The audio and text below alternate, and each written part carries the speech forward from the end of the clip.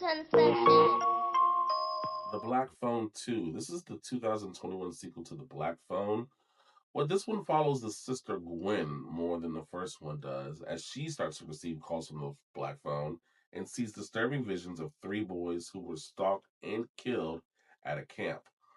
Accompanied by her brother Finn, they go to the camp to solve a mystery, only to be confronted by the Grabber, a killer who is even more powerful in death.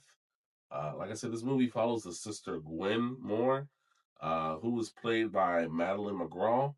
You still have Mason Thames, who is playing Finn, and of course you have Ethan Hawke, who is playing the Grabber, which I've never really liked that name. I this movie seemed like such an unnecessary sequel when I saw the trailer. Um, but it's actually really good. It's really good, and it gives you a lot of detail and background story and I guess some closure in a sense from the first one. But then I felt like the first one had closure too. But I mean, hey, I guess they're gonna keep it going. The Grabber is now a well known character. He's on Fortnite, so I'm pretty sure this is about to become a franchise. Uh I feel like I still like the first one a little more because it was more of a thriller horror movie, missing persons movie with a little bit of supernatural elements to it. Where the Black Phone 2 is fully horror, supernatural, and you have the killer now who can now kill you in your dreams when you're sleepwalking. You die in your dream, you die in real life. Like the entire time, I'm thinking about Freddy Krueger. like it was hard for me just not to get it out of my head in this movie. Like this is just Freddy Krueger. This is exactly the same concept. But I mean, who's to say that Freddy is the only one that can kill people in their dreams, right? Um, this movie has a really, really good story that kind of a bit of a slow burn, I guess you can say. But I don't know. The acting was good in the movie. I think I think what bothered me was the dialogue. This movie takes place in the 80s, and I felt like the 80s dialogue was very forced. Like, oh, we're going to the Duran Duran concert? That's so bitchin', so radical. Like, I don't know. Like, I understand that these kids are supposed to be from the 80s, but it just felt so forced.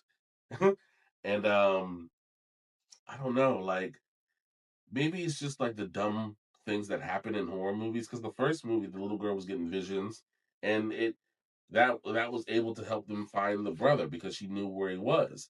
But now she's still getting visions, and half the time throughout the movie, the brother's like, "It's just a dream. Don't worry about it." No, it's not just a dream. We've figured out that my dreams are real. They help me find you in this basement. So these aren't just dreams. Um, Also, when she is going into her dreams or when she's sleepwalking, the film is shot in 16 millimeter, so everything looks a little grainy, but it gives you a good idea when she is sleeping, sleepwalking, things like that as well. I did like that. I thought that was pretty cool. The movie looks great. Um, like I said, the acting wasn't bad. The dialogue was just a little off or whatever. Um, but I mean, overall, it was a good sequel. Is it a necessary sequel?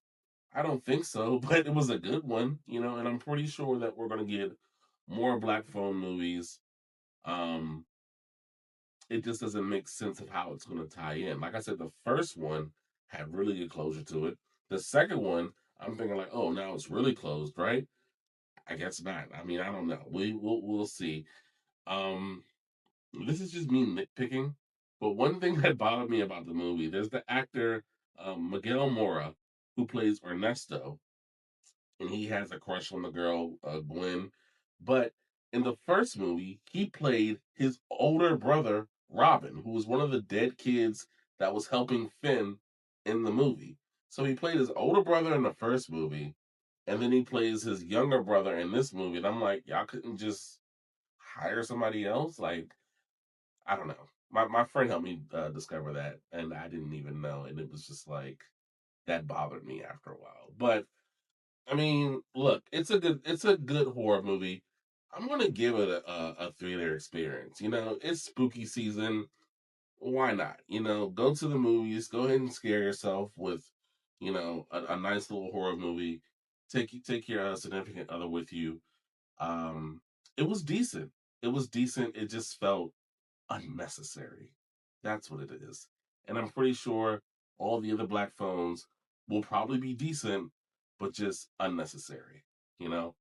um, but yeah, the black phone did too. Did you see it? How did you feel about it? Please let me know in the comments below. Man, it was just I just couldn't get Freddy Krueger out of my head. Like that whole time. I was like, this is just some Freddy stuff. And maybe that was their way of paying homage to it, you know? But in my mind, I'm like, this is just dollar store Freddy, No disrespect, but like it just seemed like I've seen this before or this kind of sequence before. But yeah, good movie overall.